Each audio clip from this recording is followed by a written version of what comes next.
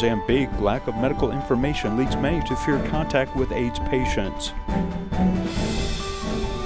Taipei Tzu Chi Hospital held a camp for new employees, taking them to meet care recipients. I'm Sean Scanlon with the headlines. In the country of Mozambique, many youth think that sharing tableware and kissing an AIDS patient will transmit the AIDS virus. This has led many AIDS patients to have feelings of shame and feel more isolated. For 25-year-old Sarah, who is skinny and suffering from AIDS, this problem became more serious as she was abandoned by her family. Fortunately, the village chief and his wife provided her with food and care. Remote villages lack information and knowledge, and no one dares to talk about AIDS. Those that have AIDS hide themselves away from society. Chi volunteers go there to provide care. Sarah, who is 25 years old, is suffering from AIDS and isolates herself in a small area of stacked cement bricks. She has been suffering from AIDS for a year. Her family won't allow her to go home, fearing to have transmitted with AIDS. After getting in touch with her, someone has built this room for her to stay. Sarah's limbs are as thin as bamboo. She has been isolating herself since she got the disease. She came to my home to ask for assistance. When she has been suffering from AIDS and is abandoned by her family, she was so weak. When she came to our village, I was very worried. It seemed that she needed medication. I advised her to continue the medical treatment so as to get well. Seeing this girl is just like seeing my daughter, so I take care of her and provide her with food. I think she needs her family's company. Namatanda, which is located at Savannah province, is one of the areas with the highest infection rate of AIDS in Mozambique. People's ignorance and prejudice may be more fatal than the disease itself. Some people consider this something strange, or they are afraid in their community. People will be afraid of talking to that person, sharing food, or even shaking hands. They may think that if they do that, they will also get HIV. AIDS is not a terminal illness. It is hoped that through active hygiene education, it will no longer be a cursed word. In May, Tzu Chi distributed farming supplies to help local farmers in Mozambique cultivate and restart their fields. Volunteers also took the opportunity to meet with them again and see how the farmers are doing with their new supplies. They found that their vegetable farm is doing better than before, as the seeds Tzu Chi gave were of better quality, which in the end helped their crops.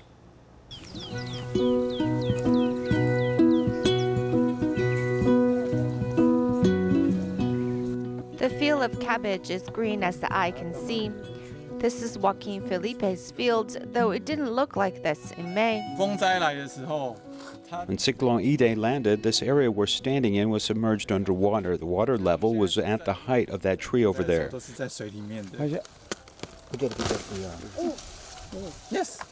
After the flood receded, Felipe received Tzu Chi's farming pack, and it helped him rebuild his farm field.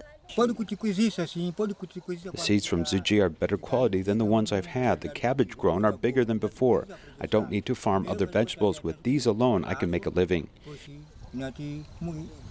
With nearly 9.5 acres of land, Felipe is considered to have one of the bigger farms in Tika. On average, he makes about 2,000 Mozambican metikal, which is about $32 US. Each week I go to the Tika market to sell. A vendor from Berea comes to buy from me too. I sell the small ones for about 25 metikal and the large ones for 35. In a month, I can make around 2,000 metikal. Jaime Antonio is also a farmer who has received Tzu Chi's assistance. After receiving Tzu Chi's farm pack, we used the seeds to grow vegetables and sell it to make money. The money we made, we purchased items and things for the children's education and oil for the pump machine. It has been an immense help. With nearly 3 acres of land, Jaime has planted corn and a variety of vegetables. While waiting for harvest, he still has plenty of worries. We didn't used to get so many bugs here, but after Idai, it washed in many different bugs and has affected our harvest. Yet Jaime is still very invested in his farm. Their vegetables are very beautiful, and they were going to gift us some as a souvenir, but we feel since they have worked this hard in caring for them, instead we will purchase it from them. This way they can still maintain their livelihood. Post-Cyclone Idai, these farmers can continue their agricultural work thanks to Tzu Chi's assistance.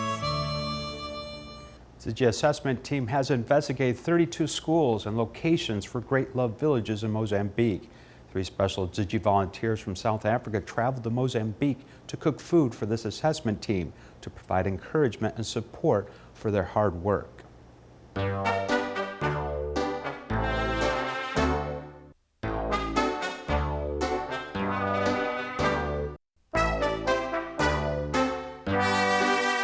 The Tzu Chi teams must leave in the early morning and return late at night every day, so they have learned to fall asleep right away. The relief team is overexerting themselves because they have to take turns cook food, eat, and also have meetings. And after the meetings are over, they must do their own work. So everyone has to stay up late into the night, even to 1 or 2 in the morning. So we decided to help them. South Africa Tzu Chi volunteers are in Mozambique, cooking meals for these volunteers. I'm very moved and thankful to our South African volunteers for their help. When we are very exhausted and hungry, they have prepared these abundant dishes for us. Many of the ingredients are not available in Mozambique, so it is very wonderful to be able to enjoy Taiwanese family-like dishes here. I feel these sisters are fantastic because they treat us like their kids, and I'm grateful. From the last time we came to this time, I'm sorry they have worked so hard. When I return to Taiwan, people are surprised that I've gained weight from disaster surveys. Our work is mostly riding in cars and sitting in chairs, but these volunteers have to stand all day long and cook food. It is not easy for them. Yesterday, I just realized that they are all over 60 years old. The assessment team eat while having a meeting together. The family-style cooking is their best spiritual food.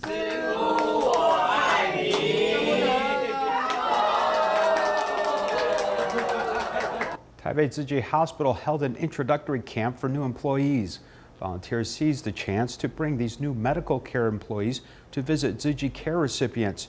This interaction exposed them to Tzu Chi's humanitarian mission and taught them to wholeheartedly care for patients at the hospital. The room is full of clutter. This is where a senior couple lives, but the wife injured her foot, so she is not able to clean her home. Care recipient's home is filled with a lot of items. There are many mice and cockroaches. We seized this introductory camp for new employees to help them repair and clean their home. Taipei Tzu Chi Hospital held an introductory camp for new employees, with more than 30 incoming medical professionals seizing the chance to learn how to conduct wholehearted care. As a nurse, we are more concerned about the patient's living conditions. If we can find out their problems earlier, we can lend a hand in their time of need. As the kitchen is where the food is produced, the nutritionist who is responsible for cleaning this place pays attention to every detail. The kitchen is very important because if we keep it clean, the food we cook will be healthier. If the kitchen is dirty, then the food will be polluted, and we will fall ill if we eat it. That's why I have cleaned the kitchen carefully, so that the food we eat will be healthier too. The bathroom is another place that is often filled with dirt. Chen Wenxu and another colleague have cleaned it for more than 2 hours before finally restoring the bathroom to its former look. Normally, I do not pay attention to these underprivileged groups, but through this opportunity today, we realize there are still many people who need our help. If there's any chance in the future, of course, I'm very willing to serve. Through the half-day home visitation, new medical professionals of the Taipei Tzu Chi Hospital have seen the needs of the dark corner of society, and they will continue to carry out their medical mission. A Tzu Chi care recipient in Taichung was bedridden for 9 years because of arthritis in his back. This led him to feel helpless, and his home was full of debris and was quite smelly. More than 20 Tzu Chi volunteers cleaned his home, providing him with a clean living environment. For such individuals, the most important thing is to let them feel that someone cares for them and that they are not alone in this world. On this day, 25 Chi Chi volunteers went to Mr. Zhang's home with cleaning supplies. He has congenital ankylosing spondylitis and cannot lift his head, so he always looks down when walking. Mr. Zhang used to be a bank clerk and an intellectual. However, he has been in bed for 9 years since he fell ill.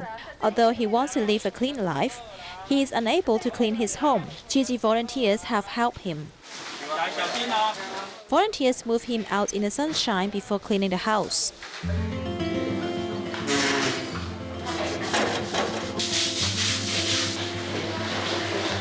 Chi Chi volunteers worked together to clean his house thoroughly. Walls were cleaned several times, while the mattress was also lifted up to clean underneath. Volunteers with white hair worked very hard so as to give him a clean space. The whole house was cleaned thoroughly, clearing out many things. Since he has been lying for a long time, he has many complications like kidney stones, constipation, intestinal obstruction, and urinary tract infection. Chi Chi volunteers came to visit him every week. This time, everyone worked together to clean up his house. Although Mr. Zhang finds it inconvenient to move, he knows that some people care for him and hence he remains optimistic.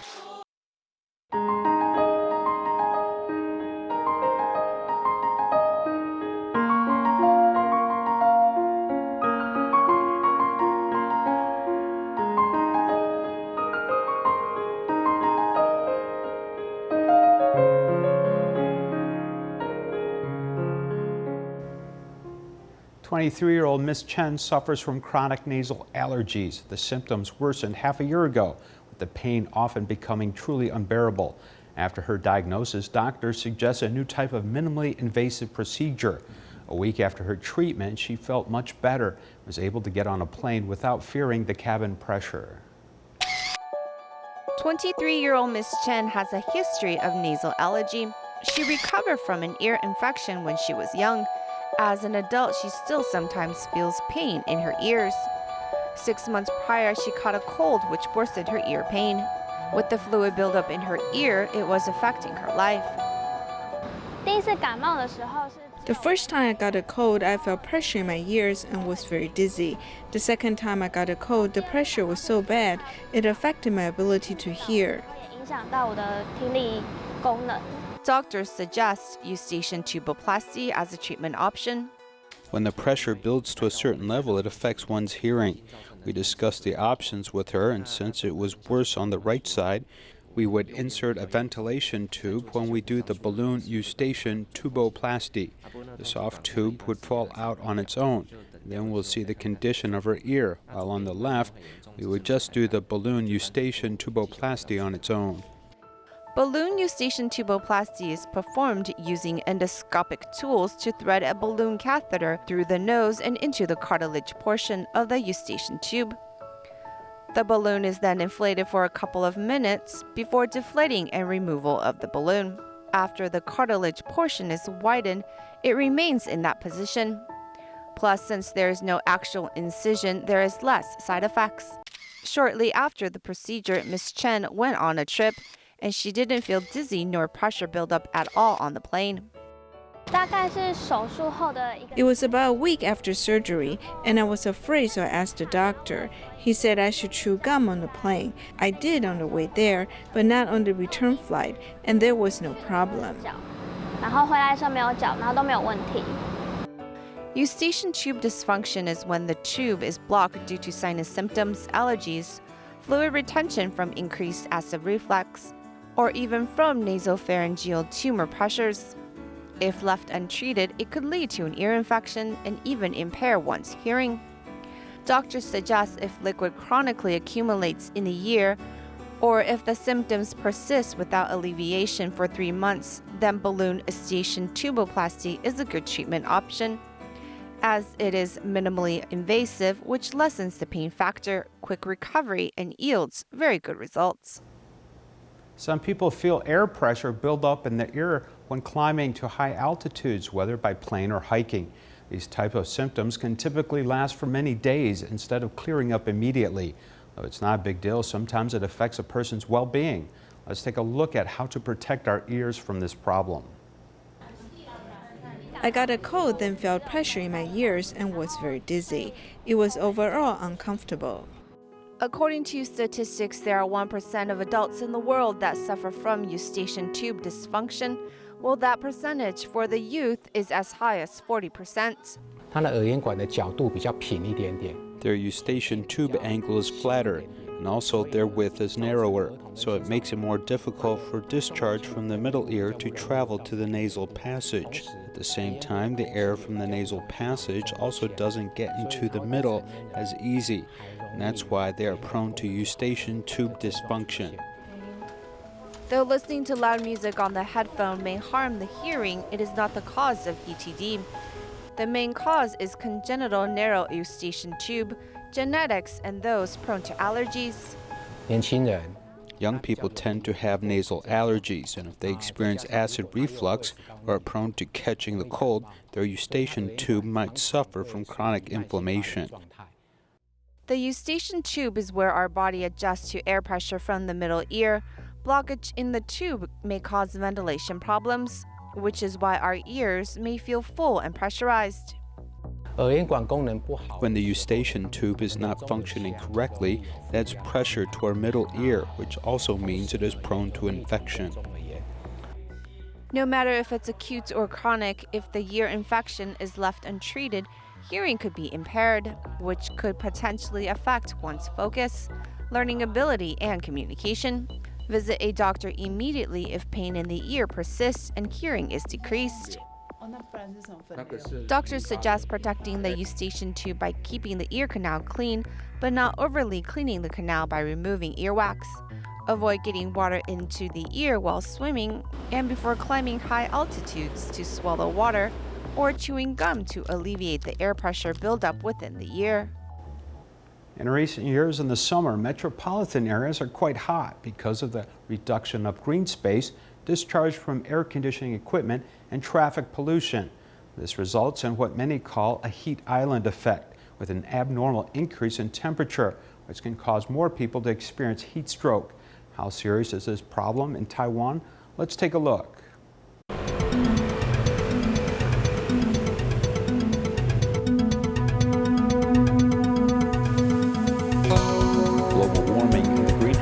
In the summer this year led all parts of Taiwan to simmer with high temperatures, especially urban areas. Cement buildings and roads store the heat from sunlight, which cannot be dissipated in the city. The heat island effect makes urban temperatures higher and higher. After 10 years, global warming will intensify, and Taiwan will need to pay more attention to the development of the urban heat island effect. Therefore, in 10 years or 20 years, our Taiwan should have a temperature of more than 40 degrees Celsius. In many places, there should not be a problem. 现在才7月刚开始，对啊，嘿，然后就觉得已经热到受不了了。热吗？有感觉越来越热吗？ Temperatures in urban areas reach 40 C, caused by the heat island effect. The so-called heat island effect means temperatures are much higher than the suburbs. Urban areas are higher because of this effect. In Taiwan, Taipei is the most serious as it sits in the Taipei Basin. For Taipei City, over the past 3 years, an average of 70 days are more than 35 degrees Celsius. The daily temperature is over 35 degrees Celsius. There are about 70 days in total. This number is the second highest in Asia. According to meteorological data, the number of extreme high temperatures in the metropolitan areas of Taiwan is increasing more frequently. Take Taipei City as an example. The number of days with high temperatures exceeding 35 degrees Celsius from 2010 to 2015 increased by 11.1 days from the previous decade of 48 days, and in 2016 reached 77 days, and in 2017 there are 72 days, which is more than 2 months. This means every summer Taipei City is like a hot smoldering pot. There will be 2 reasons causing the heat. One is the lack of green space because shade is reduced. The second one is the wind is blocked by our buildings. It does not circulate. This prevents heat exchange and causes heat to build up and accumulate.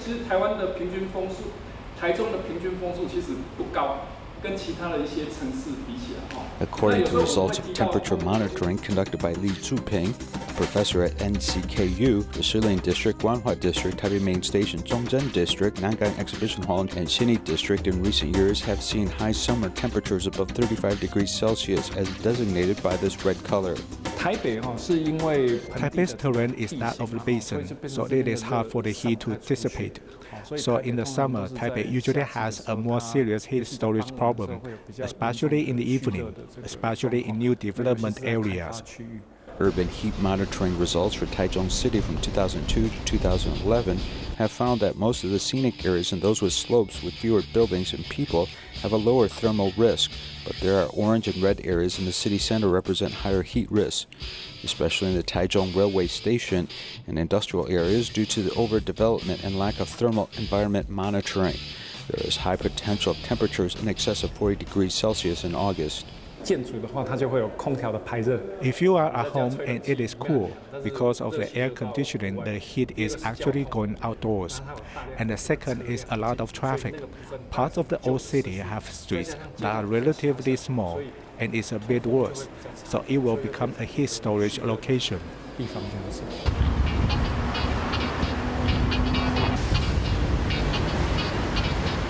The concentration of carbon dioxide was about 270 ppm before the Industrial Revolution. It has reached 360 ppm now. It continues to increase, our relative temperature will continue to rise. Peng Qiming says the heat wave will cause heat exhaustion in the city with medical treatment unable to cope with the demand for services. Also, transformer boxes can't bear the heat, and more social disorder caused by power spikes and power outages, and the discomfort of outdoor workers will make them ineffective.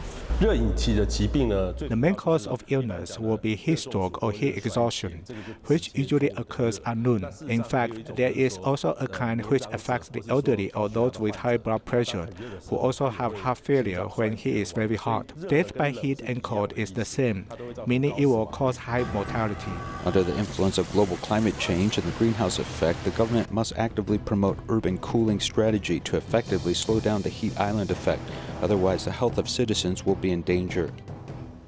A Kaohsiung vocational school student once lived a rebellious and wayward life, but archery has allowed him to find new focus. These efforts have paid off as he and his partner recently won a gold medal in a mixed competition at the recent 2019 Asia Cup competition.